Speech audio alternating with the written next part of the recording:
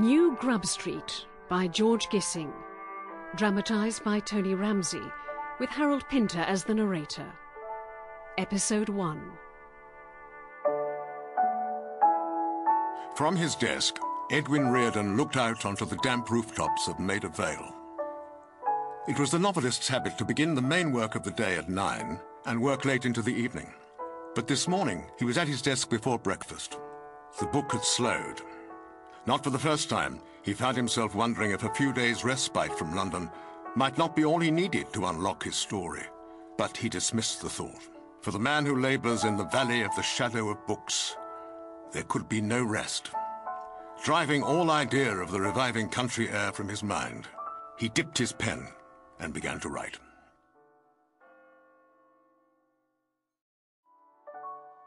From his room at the top of the house, Edwin Reardon stared distractedly at the London skyline. The sun was going down, and the high windows of certain houses reflected a rich glow from the west. For 2 or 3 hours he had been seated in much the same attitude, considering a sheet of manuscript in front of him. Occasionally he dipped his pen into the ink and seemed about to write, but each time the words escaped him. Do you want the lamp, Edwin? Is William asleep? Yes. Then come and sit with me for a while. Oh, let me get a light. It's so gloomy. No, please. I love the twilight. It's like a blessing, don't you think? A benediction at the day's end. Have you done your chapter today? No. No? I haven't written a word. But you've been here for hours. You must have made some progress. Ah, but I have. Just before you came in, I crossed out a dozen lines I wrote yesterday. And that is progress. Of course. They were holding me up. Tomorrow I start with the way clear before me. I don't know how you can bear to destroy what you've done. You're incapable of writing badly. I know it. And so does the market. God, how I hate that word. The market. You can't turn artists into fishmongers. Sorry. I'm tired, that's all. Why not leave this now and start afresh in the morning? I'd be lost without you. You know that. Well, I'll see who it is. Why, Jasper! Amy! Come through, come through. Thank you. Jasper! It's good to see you. And you, my friend, how's the book? Oh, no, don't tell me. I can see it in your face. You're sailing ahead. I'll never mind my book. I want to hear all about you. Biffin tells me you've had some good news. Indeed I have. Have you heard about Fadge? Only that he's got himself into a bit of a muddle with a study, something about contradictory reviews. It was a perfect mess. Though not his fault at all, I discover. But what do you think? He's leaving the study to edit a new magazine, and he wants me to write for it. Jasper, that's wonderful. Isn't it just? I'm to start with a series of sketches of typical readers of all the main periodicals. I wouldn't know where to start with something like that. Neither do I, but I'm sure I'll think of something. I'll spend a month on it. It'll be a great success. Slight, amusing, and exactly the thing to waste 5 minutes of a reader's time very agreeably. Jasper, you will have your own magazine in no time.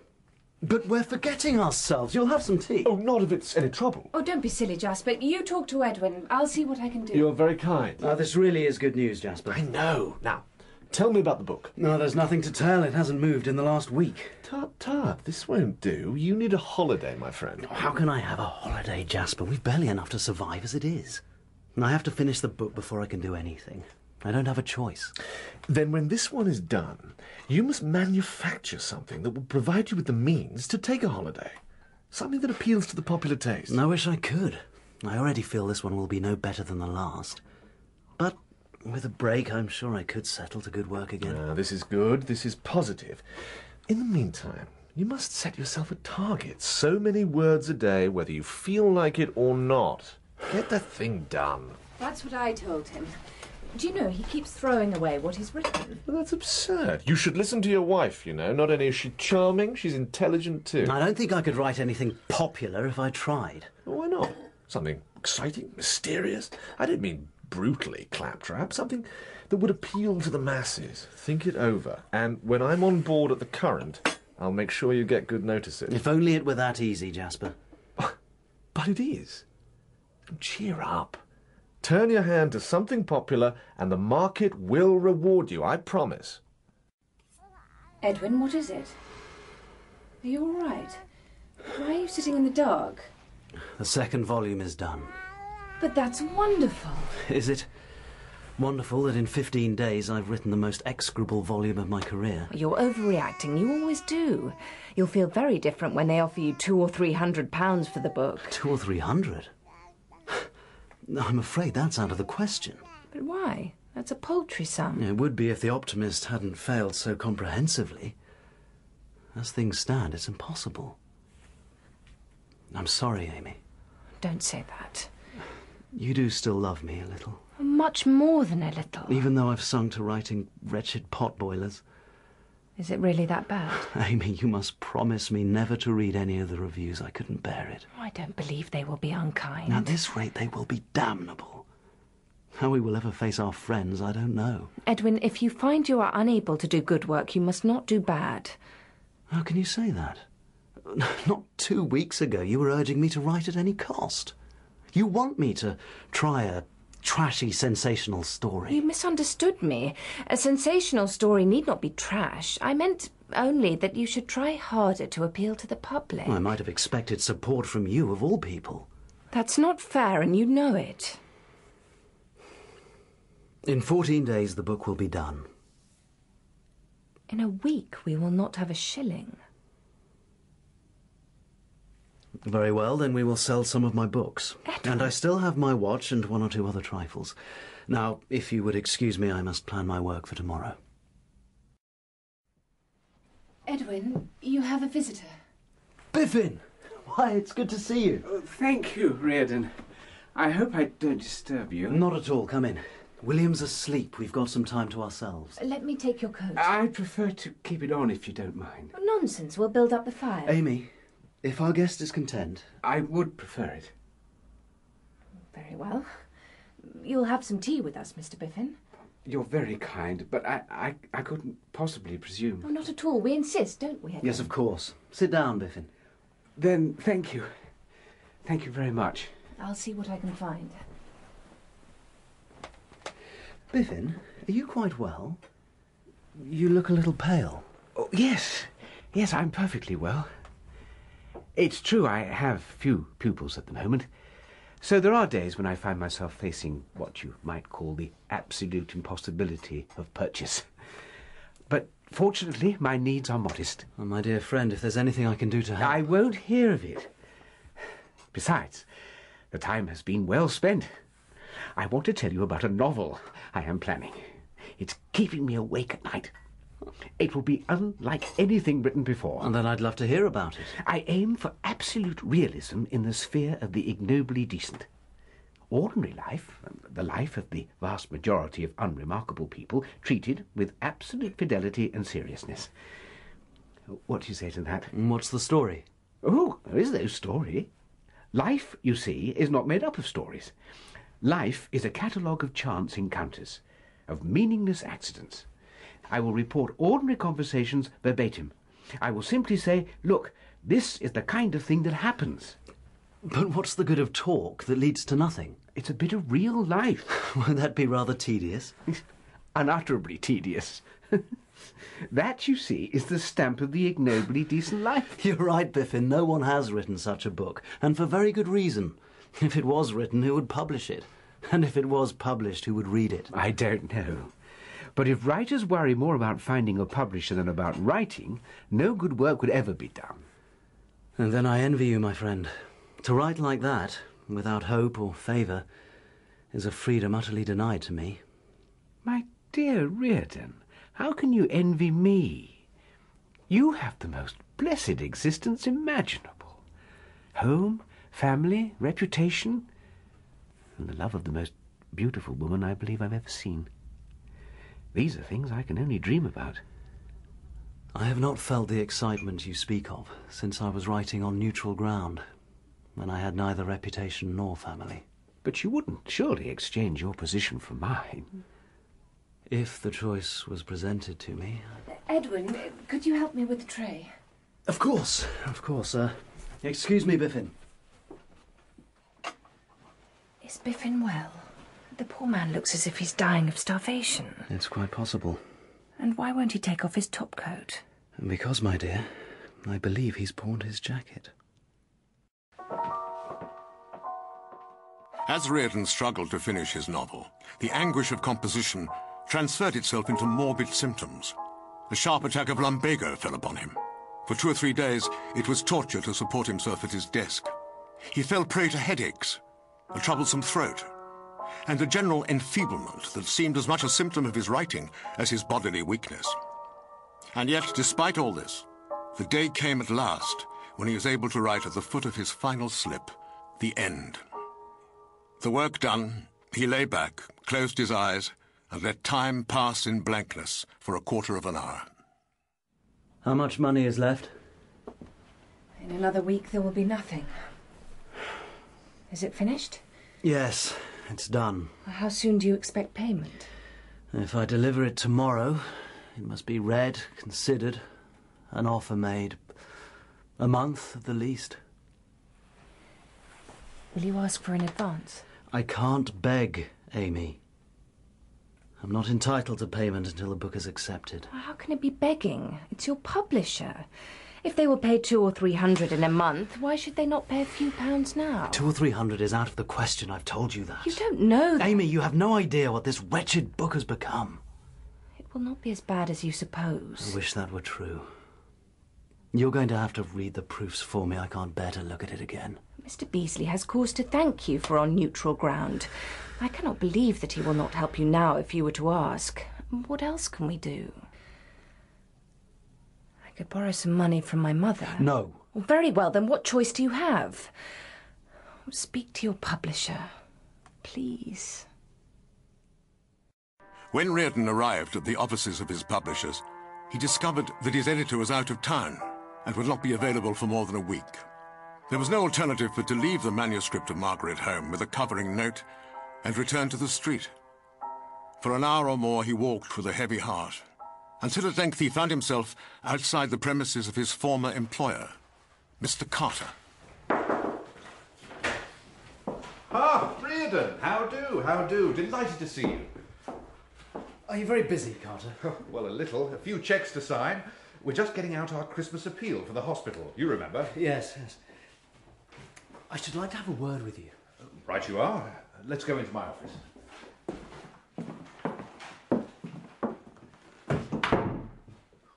What is it, old man? You look rather seedy. Why the deuce don't you and that lovely wife of yours look us up now and then? I've had rather a hard pull to finish my novel. Oh, finished, is it? That's excellent news. They'll be queuing up at the libraries in no time. Thanks. But I don't think much of it, to tell the truth. Oh, we know what that means. You authors haven't a good word to say of your own work. I may as well say what I've come for. Could you lend me £10 for a month? In fact, until my book comes out. By Jove, Oh, confound it. To tell you the truth, I haven't £10 to lend. Upon my word, I haven't, Reardon. Edith and I pay such a damned rent, you know. 125. We've just been saying we're going to have to cut back for the rest of the year. Then please, don't trouble yourself about it. Oh, but I'm infernally sorry. Upon my word, I am. No, I'm sorry to have embarrassed you by such an unreasonable request. Please, don't worry. I suppose a fiver wouldn't be much use. For a month, you say? I might manage a fiver, I think. It would be very useful. But on no account if it's... No, I can manage a fiver, I'm sure of it. You'll take a cheque? I'm sorry, Carter. Don't say another word about it. You'll be back on your feet in no time once the book's out. You're very kind. And Reardon, in the meantime, why not bring Amy round for supper? Edith would love to see her. Edwin? Did you get anything? £5. £5?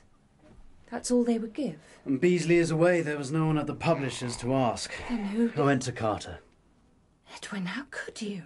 How could you even think of it? Who else could I go to? Well, you shouldn't have gone to Carter.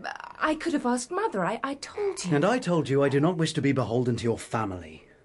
I can't see that it's such a terrible thing to ask a friend to... Well, Mr. Carter will tell his wife, won't he? How can I see her after this? Well, you must forgive me. I did not see such discomfort as being of major importance. That is because you think only of yourself. Amy, I have just had to humiliate myself in front of an old friend. What, pray, is the difference? Come and have dinner. Thank you, but you've quite taken away my appetite. I will be in my study. Then here. Take William with you. You no longer have the excuse of work to avoid him. Amy! What? Is this what we've come to? Is poverty going to make enemies of us?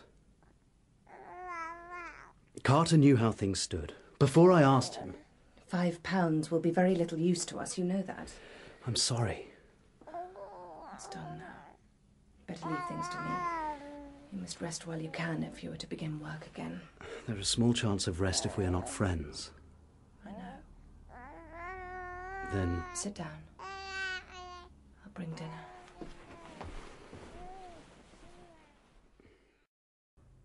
In the offices of Reardon's publishers, the manuscript of Margaret Home was read, considered, and at length, after some discussion, accepted. A letter carried the good news across London and up the 8 flights of stairs to where the author awaited the judgment of the market on his new work. How much? £75. But that's impossible, surely. Not at all. I'd say they judged it perfectly. The book deserves nothing better. So you will accept? I don't have a choice. No one else would take it. Besides, we need the money now. £5 to Carter, £12.10 to rent. How much do we owe your mother? £6. Very well, that leaves us a matter of £50 to go on with. But we can't possibly live on £50 while you write another novel. It seems we'll have to. Well, Edwin, we can't. Then we must give up the lease. Take smaller lodgings. We will manage. You will not manage. You need somewhere to work. I need very little. I repeat, we will manage. No, Edwin, I'm sorry. You cannot say this. It is not you who has to manage. It's me. I'm the one who has to run the household. I'm the one who has to creep round all day so as not to disturb you, to keep William silent and happy. Your own son, who hardly ever sees his father because you're shut away with your novel. It's hard enough to do here. What would you have us do if we had to share a room? Walk the streets? Oh, you could surely visit. I can't visit anyone. Not without inviting them here in return. I can't go on living like this. But it seems very hard that you are unwilling to bear my misfortune as I must bear it. That is unfair.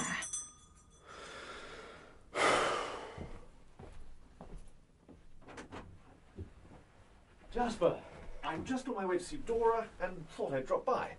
She's in London now, you know. Yes, I heard. She's to be published, did you hear that? That is good news, isn't it, Amy? Isn't it just? Now, when do we hope to see your next? What's it called? Margaret Home. April or May, it's just been accepted. On generous terms, I hope. No, not really.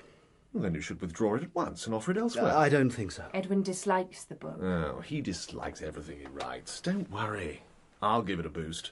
I'm sure Fadge won't mind. Of course, the real problem is the 3-volume novel. It's had its day, you know. Then I too have had mine. Not at all. You must adapt to the market, that's all. What do you think he should do? What would you advise, Jasper? Something much shorter. Write it and offer it to Jedwood. He's publishing a series of 1-volume novels. You know Jedwood? He married that woman, what's her name? Wrote Mr. Henderson's Wives. Never heard of it. Oh, nonsense. Miss Wilkes, that's it. I heard about it from Mrs. Boston Wright. Anyway, Jedwood advertises hugely. Takes the whole back page of the study every other week. I suppose Miss Wilkes' profits are paying for it. He's just given Markland £200 for a paltry little tale. Dwarfish fella, only one eye. Mrs. Boston Wright thinks he's a genius. Who on earth is Mrs. Boston Wright? Edith's the English girl, knows everyone. Born in Ceylon, married a sailor. He died in a shipwreck, I think. Extraordinary woman. Must be nearly 50, looks 25.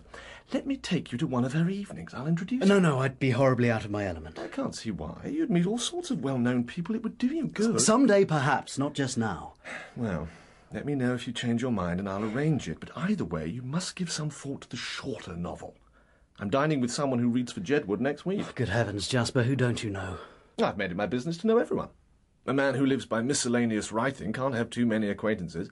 One's own brain would soon run dry. A clever fellow knows how to make use of other people's brains. Now, I must go. Dora's expecting me. Oh, don't leave it so long before you call next time. Thank you. I won't. Goodbye.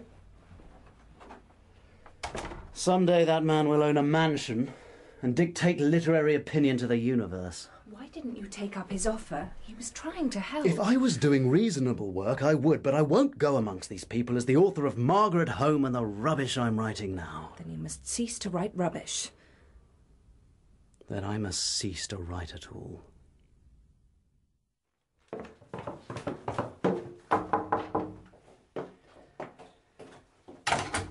Biffin! I'm sorry, I didn't know you had company. No, come in. I have a pupil, that's all. Mr. Bullen. He has ambitions to join the College of Surgeons. Good day, sir. An admirable calling, Mr. Bullen. You have medical training? Oh, not as such. I am at present a draper's assistant. A draper? An assistant to a draper, though I have a hankering for one of the professions, and I believe a surgeon will do me nicely. We begin with the study of composition. Composition, of course. I could call back another time, Mr. Biffin, if it's inconvenient. No. I will take Mr. Reardon round the square. You may complete the passage, and we will go through it on my return. Very good.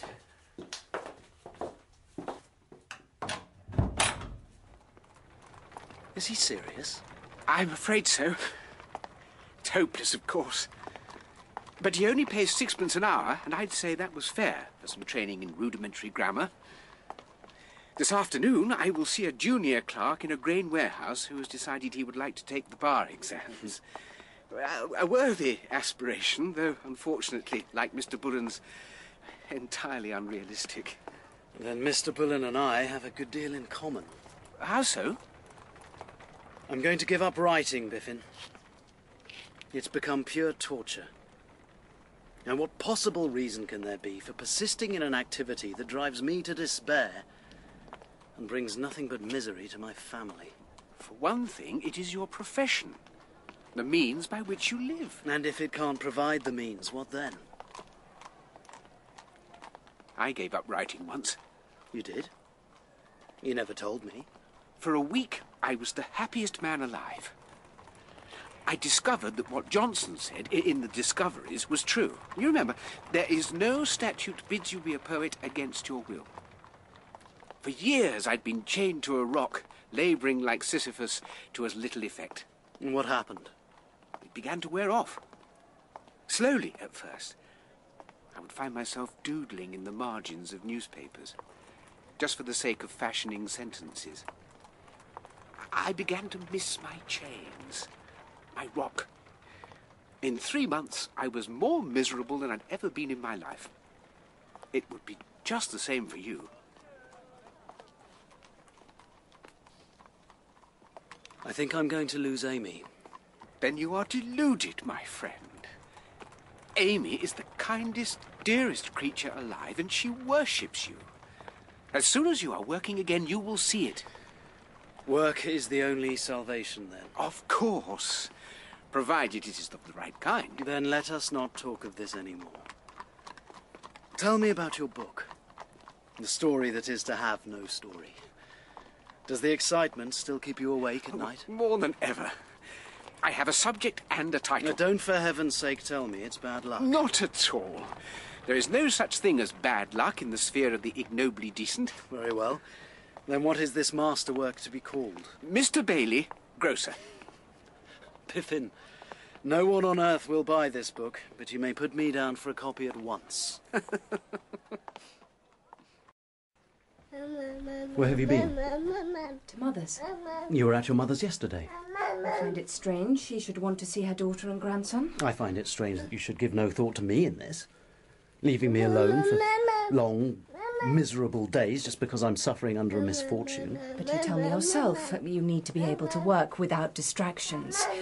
You surely cannot blame me for trying to follow your wishes.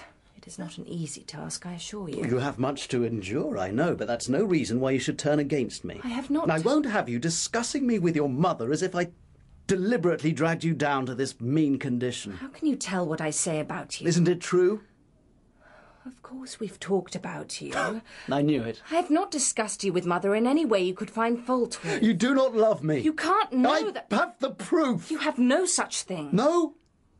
Well, how can I doubt it when you've ceased to show me the affection a husband should expect? If at times we have been less than friends... I can find friends in the bar of any public house. A man needs more than friendship from his wife. He needs... tenderness. And ardour. Where are you going? To put William to bed. Amy! Why are you behaving to me like this? I have never said that I don't love you. I've always loved you. You know I do. Then why won't you show it? When we married, I thought nothing could come between us. Whatever the world threw at us, we should love each other always. And you no longer believe it? Do you? I believe that if we do nothing to mend this situation now, we will become strangers in our own home. There's nothing we can do, Amy. Yes, there is something. We find a tenant who will take on the remainder of the lease. Then, while we still have a little money, you go away to some quiet country place where you can get back your health and live on very little and write another book. A good book that will bring you your reputation again. But what about you? Mother would be willing to have me for a few months if I explained your health had failed. But why shouldn't you come with me? Because it isn't possible. Go, Edwin. Find some seaside place. Free yourself from the burden of supporting us while you are writing. Then all will be well again. If you could only work as you used to... Oh, how do you imagine I could possibly work away from you? You don't know this. No? You think I could be at ease with such a daily reminder of my failure? Knowing I cannot even keep my wife and son under my roof? Edwin, we have no choice. Is this to be it, then? Is this what we are come to? Separation. If you cannot write something to save us, yes.